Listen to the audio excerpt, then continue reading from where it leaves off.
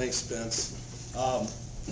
Yeah, I like to think that, and I firmly believe that your background, you know, has a lot to do with where you are today and how you can deliver your service or your product. And I was fortunate enough to come through the corporate world and got banged up quite a bit. You know, back in the late 90s, I used to go up to New York every quarter, meet with Lehman Brothers, Fleet Bank. Used to go to the trade towers before they came down. A high-stress job and everything. And in 2002, in January, I was 40 years old, and I decided, you know what, I don't want to do this anymore. So I started my own practice, and I really have no regrets whatsoever. I'm able to really leverage a lot of that knowledge that I attained back then to what I'm doing today for my business clients. Also, I love working with individuals. That's kind of the first thing I focused on when I started my practice was, hey, I just want to help, you know, people in North Fulton out with their taxes. And and it's grown from there. Now, one of the things that we do a lot of is tax planning. And you might wonder, well, what in the world is tax planning? Well, everybody does tax planning. Sometimes it's just in their head, sometimes it's on the back of an envelope, or sometimes it's in a spreadsheet. It just depends on what your situation, but everybody does tax planning. You know pretty much whether you're on track to get a refund this year or to owe. You know if there's a transaction that happened that's going to cost you taxes that you're upset about paying. What we do for clients is help them plan for that and to minimize that. And like I said in my 1 minute, you know, I had a client who, you know, knew that he was going to owe a lot of money, but didn't know that he really should have been making quarterly payments. And on top of that, we could have structured his earnings into an LLC with an S election, and then he could have controlled the self-employment tax that he's paying. So we could have had options. Now our options are, how do we minimize penalties for not paying in the quarterlies? Okay, so we're left with a lot less options to help him out. So what we do when we're at the front of tax planning, which a lot of our clients, we're doing tax planning on a quarterly basis.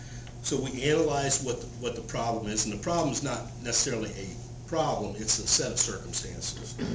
We develop a strategy, and we take time to explain. I had a new client come in a few months ago, and I was explaining to her how she was set up. And she was set up properly. She was working with another CPA, and she said to me, my former CPA never really took the time to explain this stuff so I understand what it means. So, and I think that's very important. You want your client to understand what it is that we're doing and that it makes sense. The other thing is that out of this process is ideas. You know, not every client is going to think up their own ideas. Some do. Some have been around the block so much that, you know, they come up with some of their own ideas. But in a lot of cases, they just don't know. And my job is to come up with some good ideas to help them minimize their taxes. And then there's the execution. The tax, after all the tax planning is done, then is, okay, this is what you need to put aside to pay quarterly, or this is what your compensation needs to be in order to pay in enough self-employment tax. And so the execution part is very important, and we give them the roadmap to be able to do that. Then there's the tax preparation. Now, a lot of people prepare their own taxes using TurboTax. Now, if you print off your tax return, or if you do somebody's tax return, can you print off that return and say, it's right? Maybe. Well, the program kind of took you through it. The difference between using your own program and using a CPA is that the CPA should be able to look at that return in light of facts and circumstances and say this is a complete return. And not only is it mathematically correct, but it is complete. Taking advantage of every credit, taking advantage of this and that and the other. And then what's further is, what should you be doing maybe to make your situation better? Now, we also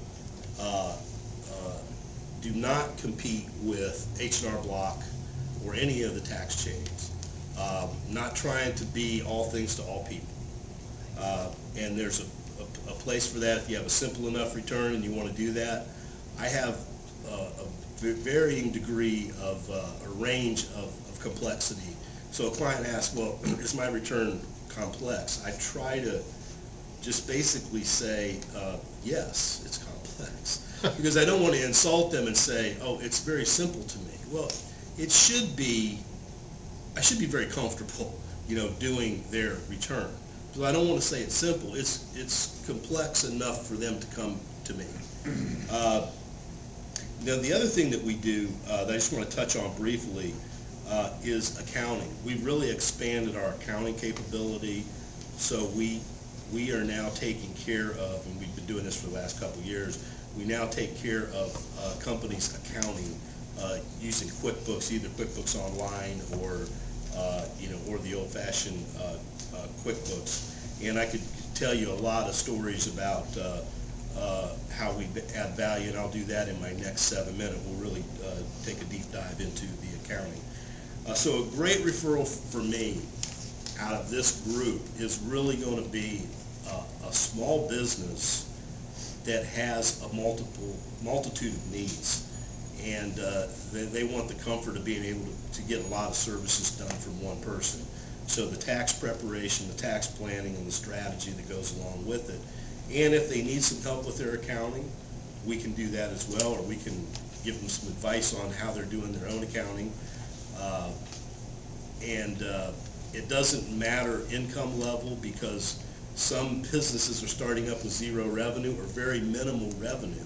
Last thing they need to do is when they make their first $50,000, is to pay out $10,000 in self-employment tax, for example. Tom Ridenour, CPA, Ridenour Associates.